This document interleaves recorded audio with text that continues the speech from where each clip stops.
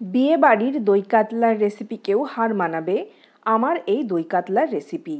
চলুন দেখে নেওয়া যাক কেমন করে আমি এই দই কাতলা রান্না করেছি। আমি এখানে কিছু গোটা মশলা নিয়ে নিয়েছি। তো গোটা মশলার মধ্যে আমি নিয়েছি তেজপাতা ছোট সাইজের দুটো, আর নিয়েছি ছোট্ট একটা দারুচিনি। লবঙ্গর পরিমাণটা একটু বেশি নিয়েছি, 8-9টা নিলেই যথেষ্ট। ছোট এলাচ দুটো আর শুকনো লঙ্কা এখানে আমি দুটো নিয়ে নিয়েছি। কাঁচা লঙ্কা নিয়েছি 5টা, 3টে চিড়ে নিয়েছি আর দুটো নিয়েছি গোটা। এখানে আমি কাতলা মাছ নিয়ে নিয়েছি 500 গ্রাম। মাছটাকে ধুয়ে নুন হলুদ মাখিয়ে নিয়েছি। দইয়ের পরিমাণ নিয়েছি 100 গ্রাম। 500 গ্রাম কাতলা মাছে 100 গ্রাম টক দই পারফেক্ট মাপ। আদা কোরানো নিয়ে নিয়েছি 1 টেবিল চামচ। একটা মাঝারি মাপের পেঁয়াজ আমি বেটে নিয়েছি, কিন্তু খুব মিহি করে বাটিনি। একটা ছোট্ট টমেটো নিয়ে নিয়েছি এইভাবে কেটে।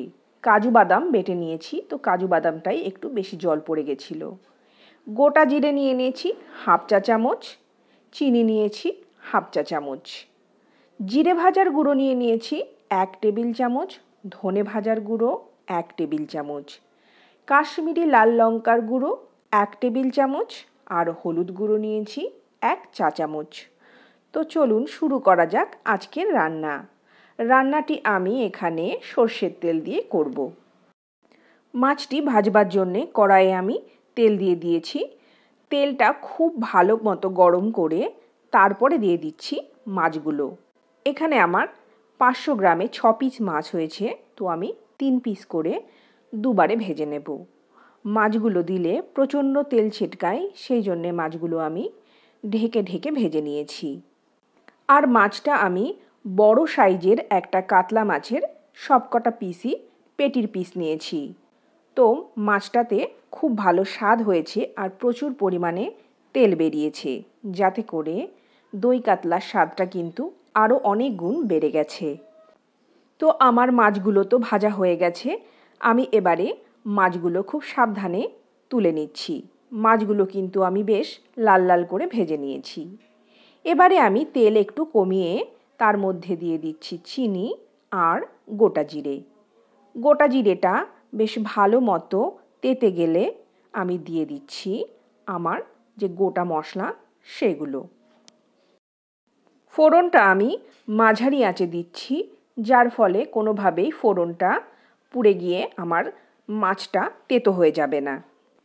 তো ফোড়ন রেডি হয়ে গেলে আমি দিয়ে দিচ্ছি পেঁয়াজ বাটা। পেঁয়াজ বাটাটাকে বেশ লাল লাল করে আমি ভেজে নেব। ফোড়নে চিনিটা কিন্তু স্কিপ করবেন না, এটা আপনার তরকারির রং খুব সুন্দর করে তোলে। তো এবার আমার পেঁয়াজ ভাজা হয়ে গেছে, আমি বাকি মশলাগুলো একে একে দিয়ে দিচ্ছি। দিয়ে দিয়েছি আদা বাটা, তারপরে দিলাম টমেটো কুচিগুলো। এবার সমস্ত মশলাগুলোকে আমি কিছুটা নেড়ে নিচ্ছি, তারপর গুঁড়ো মশলাগুলো দিয়ে দিচ্ছি। দিলাম জিরে ভাজার গুঁড়ো, ধনে ভাজার গুঁড়ো, কাশ্মীরি লাল লঙ্কার গুঁড়ো আর হলুদ গুঁড়ো। মশলাগুলোকে আমি আবারও একটু নাড়াচাড়া করে কষিয়ে নিচ্ছি। এখানে যদি আপনার মশলা একটু ড্রাই হয়ে গিয়ে থাকে, সেক্ষেত্রে কিন্তু 1 চামচ করে জল দিয়ে মশলাটা কষাতে থাকবেন। দিয়ে দিচ্ছি 1 চা চামচ লবণ। যেহেতু আমি মাছ ভাজার সময় লবণ ব্যবহার করেছিলাম, তাই তরকারিতে আমার 1 চা চামচ লবণে কিন্তু পারফেক্ট স্বাদ তৈরি হয়েছে। আমার মশলাগুলো কষতে কষতে একটুখানি রং চেঞ্জ হয়ে গেছে, তো আমি দিয়ে দিচ্ছি অল্প একটুখানি জল।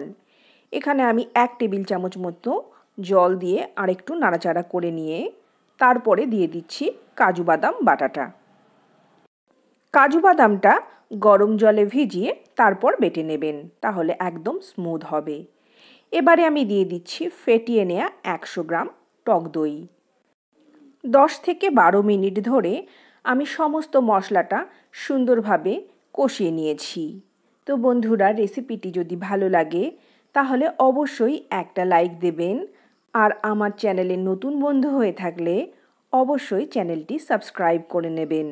অনেক সুন্দর সুন্দর রেসিপি আপনাদের জন্যে অপেক্ষা করছে। আর আমি সমস্ত উপকরণের লিস্ট আমার ডেসক্রিপশন বক্সে দিয়ে দিয়েছি। মশলা থেকে তেল আলাদা হয়ে গেলে আমি দিয়ে দিচ্ছি ভেজে রাখা মাছগুলো আর দিয়ে দিচ্ছি কাঁচা লঙ্কাগুলো।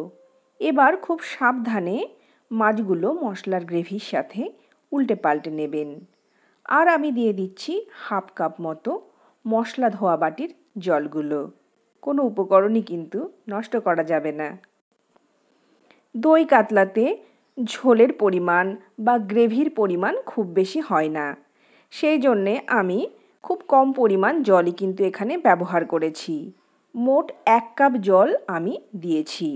তো হাফ কাপ জল আগে দিয়ে দিয়েছিলাম, এখন আরও হাফ কাপ পরিমাণ জল দিয়ে দিচ্ছি।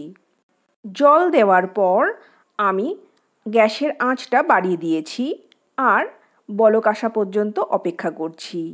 তো এরকম ফুটতে শুরু করলে বা বলক এসে গেলে আঁচটা কমিয়ে আমি এবার ঢেকে দিয়েছি আমার দই কাতলাটা।